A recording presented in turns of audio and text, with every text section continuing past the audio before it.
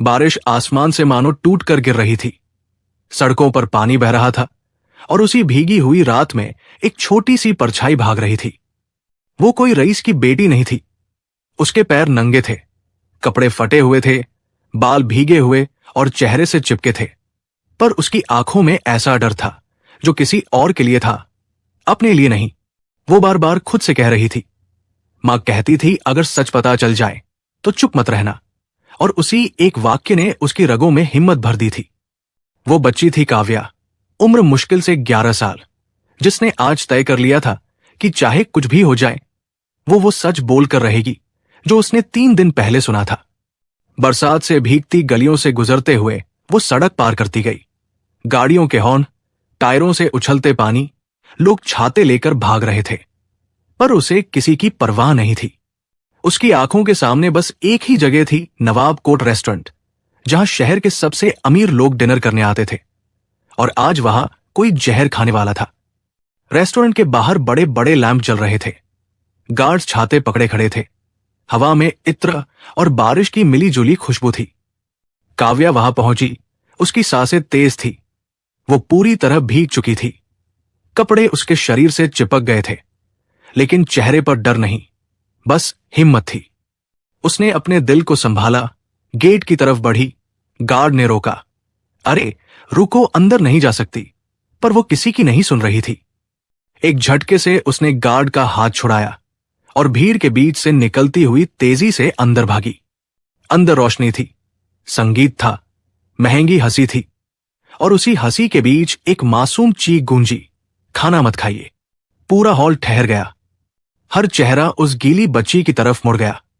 किसी ने कहा अरे ये कौन है, किसी ने कहा पागल लगती है, पर उसकी आंखों में जो डर था उसने सबको खामोश कर दिया। टेबल नंबर 9 पर नीले सूट में बैठे थे समर प्रताप सिंह, शहर के बड़े बिजनेसमैन, चेहरे पर ठहराव, हाथ में चाकू और सामने प्लेट में गरम खाना। काव्या उनके पास पहुंची, हाफती हुई बोली, खाना मत खाइए, उस खाने में जहर है।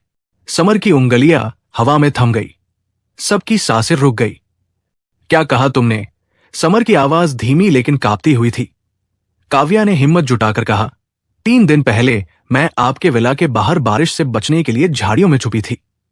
आपकी बीवी वहां किसी आदमी से कह रही थी कि समर को कल तक मर जाना चाहिए, और उसने कहा था कि खाने में डिजिटलिस मिला दूंगी, किसी को पता नहीं चलेगा। पूरा रेस्टोरेंट एक पल को जड़ हो गया। वॉशरूम का दरवाजा खुला, सफेद गाउन में एक महिला बाहर आई। वही थी इशिता सिन्हा। उसके चेहरे पर एक बनावटी हैरानी थी, पर आंखों में घबराहट की झलक थी। वो बोली, ये बच्ची किसी आश्रम से भागी लगती है, मैनेजर इसे बाहर निकालो। लेकिन अब समर का चेहरा पीला पड़ चुका था। उसने हाथ उठाया, कोई इसे नहीं छुएगा। वो धीरे से उठा, उसकी नजरें बच्ची पर टिकी थी। तुम्हारा नाम क्या है? काव्या। और तुम्हारी मां? रश्मि। ये सुनते ही समर का चेहरा जैसे जम गया, उसके होंठ कांपे। उसने धीमे से पूछा, क्या तुम्हारे कंधे पर चांद जैसा निशान है? काव्या ने दुपट्टा सरकाया, कंधे पर पुराना जला हुआ निशान था। समर की आंखों में आंसू तैर गए। रश्मि ने बताया था बचपन में गर्म पानी गिर गया था। उसकी आवाज टूट गई, रश्मि मेरी जिंदगी थी। रेस्टोरेंट में सब लोग अब फुसफुसा रहे थे। किसी ने वीडियो बनाना शुरू किया, पर समर ने सबको रोक दिया। सब बाहर जाओ, उसने कहा, यह पुलिस का मामला है। गार्ड्स ने रेस्टोरेंट खाली कराया। अंदर बस 2 लोग बचे, समर और वो बच्ची।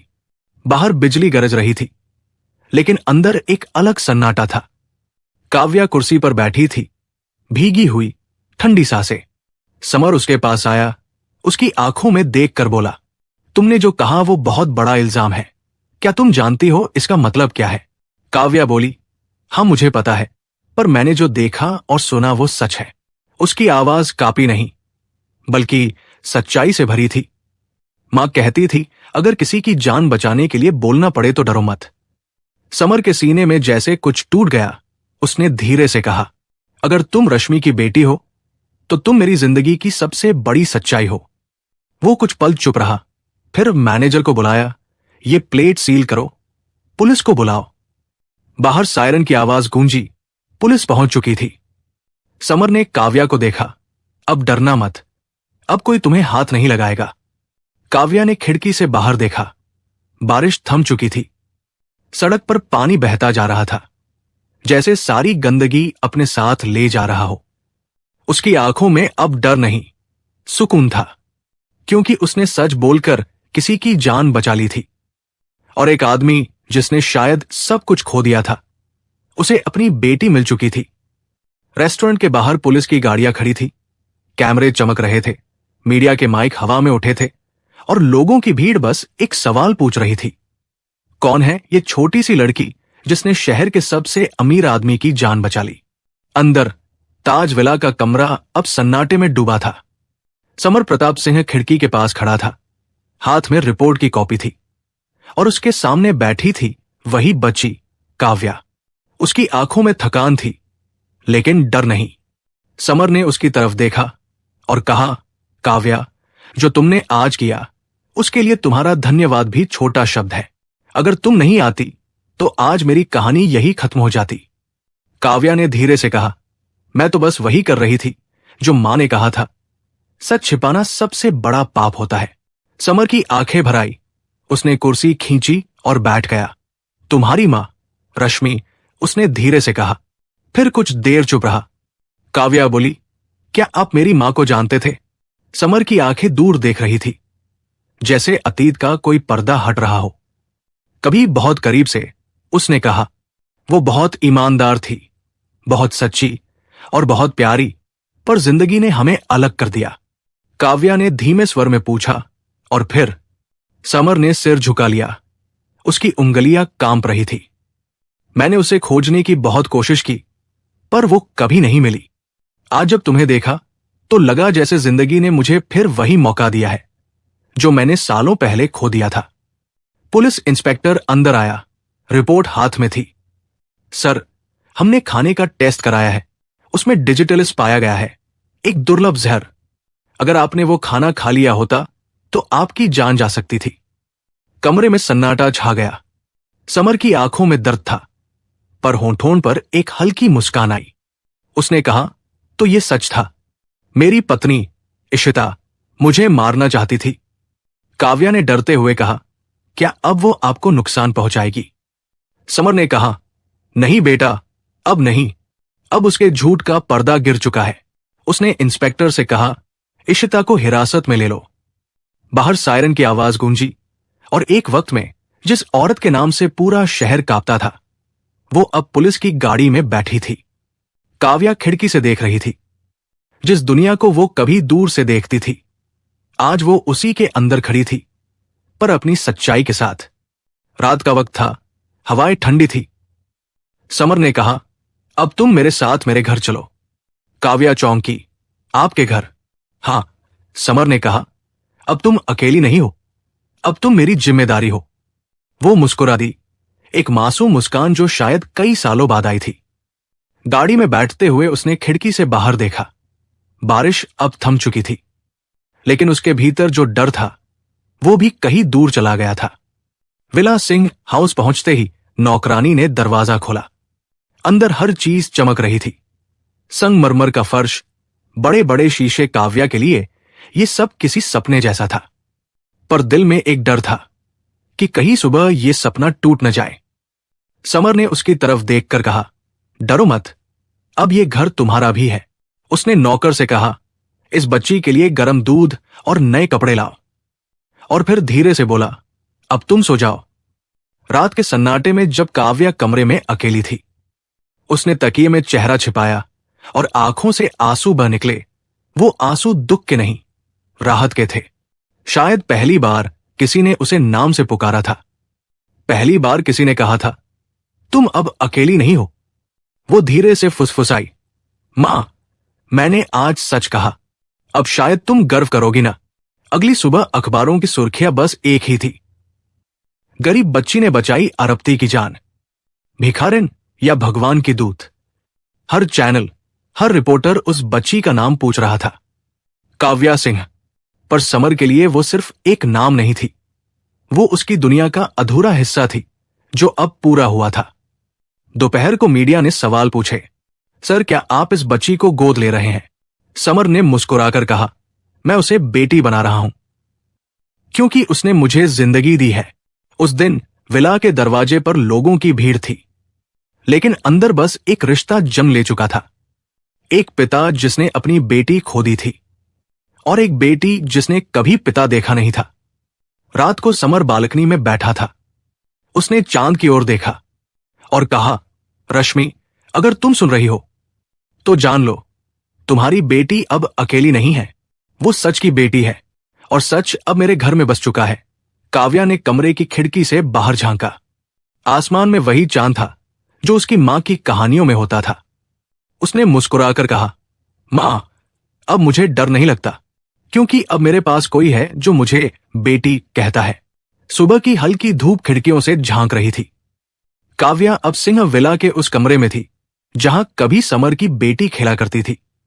दीवारों पर खिलौने, बिस्तर पर टेडी बियर, और खिड़की पर वही गुलाबी पर्दा जो हवा के साथ झूल रहा था। काव्या ने धीरे से टेडी को उठाया, उसे सीने से लगाया। शायद उसे लगा जैसे मां की गोद फिर मिल गई हो। नीचे हॉल में समर पुलिस इंस्पेक्टर और वकील के साथ बैठा था। टेबल पर रिपोर्ट्स रखी थी। मीडिया अब इस केस को सदी का रहस्य कह रही थी, क्योंकि किसी को यकीन नहीं हो रहा था कि एक 11 साल की बच्ची ने शहर के सबसे बड़े व्यापारी की जान बचाई, और अब वही बच्ची उसकी जिंदगी का सबसे बड़ा सच बन चुकी थी। इंस्पेक्टर ने कहा, सर, हमने कुछ सबूत जुटाए हैं। वो बच्ची जो खुद को रश्मि की बेटी बताती है, उसका नाम तो काव्या है, पर उसका कोई आधिकारिक रिकॉर्ड नहीं है। हमने डीएनए टेस्ट के लिए सैंपल भेज दिया है, कल तक रिपोर्ट आ जाएगी। समर ने सिर झुका लिया। उसकी आंखों में चिंता थी। वो सोच रहा था, अगर ये बच्ची सच में रश्मि की बेटी निकली तो किस्मत ने उसे वापस लौटा दिया है, और अगर नहीं निकली तो क्या वो उसे फिर खो देगा। वो खिड़की से बाहर देख रहा था। बारिश के बाद की मिट्टी की खुशबू हवा में घुली थी, और उसे लगा जैसे रश्मि की कोई अधूरी बात हवा में तैर रही हो। उसी वक्त काव्या नीचे आई। वो सफेद फ्रॉक में थी, बाल खुले, और आंखों में वही मासूम चमक। उसने धीरे से पूछा, आप मुझे स्कूल भेजेंगे ना? समर मुस्कुरा दिया, हां, अब तुम सब सीखोगी, पढ़ोगी, और जो बनना चाहो वो बनोगी। काव्या ने सिर झुका लिया, बोली, मां कहती थी, अगर पढ़ लोगी तो दुनिया तुम्हें झुका नहीं पाएगी। समर की आंखों से आंसू गिर पड़े। उसने कहा, तुम्हारी मां बिल्कुल सही कहती थी। दोपहर तक न्यूज चैनल्स पर बस यही खबर थी। समर सिंह ने उस बच्ची को बेटी मान लिया है जिसने उसकी जान बचाई। कुछ लोग तारीफ कर रहे थे तो कुछ कह रहे थे ये सब पब्लिसिटी है। समर ने टीवी बंद किया। उसे पता था कि दुनिया सिर्फ देखती है, समझती नहीं। शाम होते होते इंस्पेक्टर फिर आया।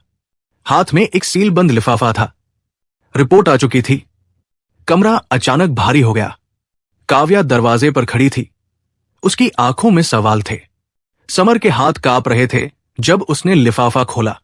अंदर एक लाइन लिखी थी, डीएनए मैच पॉजिटिव। काव्या रश्मि और समर की ही बेटी है। उस पल जो चुप्पी छाई, उसमें सिर्फ दिल की धड़कनें सुनी जा सकती थी। समर ने धीरे से नजर उठाई। उसकी आंखें काव्या से मिली। वो कुछ कह नहीं पाया, बस आगे बढ़ा और उसे सीने से लगा लिया। काव्या ने अपने छोटे हाथों से उसे कसकर पकड़ा। उसकी आंखों से आंसू बहे, पर होठों पर मुस्कान थी। वो बोली, अब मां खुश होंगी ना? समर ने कहा, बहुत, क्योंकि अब उन्होंने तुम्हें मुझे लौटा दिया है। अगले दिन मीडिया विला के बाहर जुटी थी। हर कैमरा उस पल को कैद करना चाहता था जब समर ने अपनी बेटी को आधिकारिक रूप से अपनाया। वो बालकनी में आया। काव्या उसके बगल में थी। उसने कहा, मैं बस एक बात कहना चाहता हूं। ये बच्ची मेरी बेटी ही नहीं, बल्कि मेरा ज़मीर है, जिसने मुझे याद दिलाया कि सच्चाई सिर्फ अदालत में नहीं, दिल में भी होती है। जो खून का रिश्ता होता है वो शरीर से बनता है, पर जो सच्चाई से जुड़ता है वो आत्मा से बनता है। लोग ताली बजाने लगे। काव्या के चेहरे पर वही मुस्कान थी जो किसी टूटे इंसान को जोड़ देती है। उस रात जब सब सो चुके थे, समर बालकनी में बैठा आसमान की तरफ देख रहा था। चांद के आसपास बादल थे। उसने धीरे से कहा, रश्मि, अब मैं वादा करता हूं, तुम्हारी बेटी को वही जिंदगी दूंगा जो तुमने उसके लिए मांगी थी। अब कोई उसे भूखा या बेबस नहीं देखेगा। अंदर कमरे में काव्या ने तकिए में सिर छिपाया धीरे से बोली, मां, अब मैं सच की बेटी हूं और सच हमेशा जीतता है। वो सो गई, लेकिन उसकी मुस्कान में एक पूरी कहानी थी जो अब दुनिया सुनने वाली थी। सुबह की हल्की धूप विला के शीशों पर गिर रही थी। बाहर मीडिया अब भी डेरा डाले थी। हर कैमरा इस कहानी का अंत जानना चाहता था, क्योंकि अब यह सिर्फ एक खबर नहीं बल्कि इंसानियत की मिसाल बन चुकी थी। अंदर समर अपने ऑफिस रूम में बैठा था। टेबल पर रश्मि की पुरानी तस्वीर रखी थी। उस तस्वीर को देखते हुए उसने कहा, रश्मि, आज तुम्हारा सपना पूरा हो गया। तुम्हारी बेटी अब सुरक्षित है और मैं उसे कभी अकेला नहीं छोड़ूंगा। उसी वक्त दरवाजे पर दस्तक हुई। वकील अंदर आया। उसके हाथ में एक नया केस फाइल थी। उसने कहा, सर, इशिता की बेल एप्लीकेशन दाखिल हो चुकी है। वो जेल से बाहर आना चाहती है। वो मीडिया में ये कह रही है कि काव्या ने झूठ बोला है और ये सब सिर्फ प्रॉपर्टी हथियाने की साजिश थी। समर ने सिर झुका लिया। वो जानता था कि सच के रास्ते में झूठ का तून हमेशा आता है। उसने शांत स्वर में कहा, अब समय आ गया है कि मैं इस शहर को बताऊं कि सच्चाई कैसी दिखती है। अगले दिन प्रेस कॉन्फ्रेंस रखी गई। हॉल कैमरों और माइक से भरा था। समर मंच पर आया। उसके साथ काव्या भी थी। वो अब किसी गरीब बच्ची जैसी नहीं दिख रही थी। सफेद सूट में सादगी और आत्मविश्वास से भरी हुई। समर ने कहा, मैं उस औरत से प्यार करता था जिसने मेरे साथ धोखा किया, और उस बच्ची को अपनाया जिसने मुझे फिर से इंसान बनाया। इस बच्ची ने न सिर्फ मेरी जान बचाई बल्कि मेरे अंदर का इंसान भी। काव्या ने धीरे से माइक पकड़ा। उसकी आवाज मासूम थी, पर हर शब्द में सच्चाई थी। उसने कहा, जब मैं छोटी थी तो मां कहती थी, अगर कोई तुम्हें झूठे रास्ते पर धकेलना चाहे तो सच्चाई को अपनी ढाल बना लेना। मैं वही कर रही हूं। मैंने झूठ नहीं बोला, मैं बस चुप नहीं रही। और अगर सच बोलना अपराध है तो मैं हर जन्म में वही अपराध करूंगी। पूरा हॉल तालियों से गूंज उठा। इशिता की वकील की अपील उसी शाम कोर्ट ने खारिज कर दी और फैसला सुनाते हुए जज ने कहा, यह मामला सिर्फ एक मर्डर अटेम्प्ट का नहीं, यह सच्चाई बनाम झूठ की लड़ाई थी, जहां जीत उसी की हुई जिसने बिना ताकत, बिना डर और बिना लालच के सच बोला। बाहर बारिश फिर शुरू हो गई थी, लेकिन इस बार वो डर की नहीं, राहत की बारिश थी। काव्या ने बालकनी में खड़े होकर आसमान की ओर देखा। बारिश की हर बूंद उसे उसकी मां की आवाज सी लग रही थी। वह मुस्कुरा दी, क्योंकि अब उसके भीतर कोई डर नहीं था। अब उसे पता था कि सच की आवाज कभी डूबती नहीं। समर उसके पीछे आया। उसने कंधे पर हाथ रखा और कहा, अब यह घर सिर्फ मेरा नहीं, हमारा है, और इस घर का नाम अब रश्मि विला होगा। काव्या ने उसकी तरफ देखा। आंखों में चमक थी। बोली, मां का नाम फिर से जिंदा हो गया। अगले दिन जब अखबार निकले, हर पन्ने पर सिर्फ एक हेडलाइन थी, सच की बेटी काव्या सिंह, और नीचे लिखा था, जिस बच्ची ने अमीरी के बीच इंसानियत की याद दिलाई, उसने साबित किया कि खून नहीं, सच्चाई ही सबसे बड़ा रिश्ता है। शाम को सिंह विला के बाहर गरीब बच्चों का एक छोटा सा स्कूल खुला। उसका नाम रखा गया रश्मि आशा केंद्र, जहां कोई बच्चा भूखा या अनपढ़ नहीं रहेगा। काव्या बच्चों के बीच खड़ी थी। उसने वही बात दोहराई जो उसकी मां ने कही थी, अगर सच बोलना मुश्किल लगे तो डर से मत भागना, बस खुद से झूठ मत बोलना। समर दूर खड़ा सब देख रहा था। उसकी आंखें भर आई। वो जानता था कि अब उसकी दुनिया पूरी हो चुकी है, क्योंकि उसकी बेटी ने सिर्फ उसका नाम नहीं, उसकी सोच भी अमर कर दी थी। रात को जब काव्या ने आसमान की तरफ देखा तो चांद के चारों ओर हल्की रोशनी थी। उसने आंखें बंद की और कहा, मां, अब मुझे डर नहीं लगता, क्योंकि मैंने देख लिया है कि सच के रास्ते पर दर्द तो होता है, पर मंजिल हमेशा खूबसूरत होती है। तो दोस्तों, ये कहानी आपको कैसी लगी हमें कमेंट के माध्यम से जरूर बताएं, और जाते जाते हमारे वीडियो पर लाइक एवं चैनल को सब्सक्राइब करना ना भूलें, और कमेंट में अपना नाम और शहर जरूर लिखें, ताकि हमें आपके प्यार और समर्थन का एहसास होता रहे। तो चलिए फिर मिलेंगे एक और दिल को छू लेने वाली सच्ची कहानी के साथ। जय हिंद, जय भारत।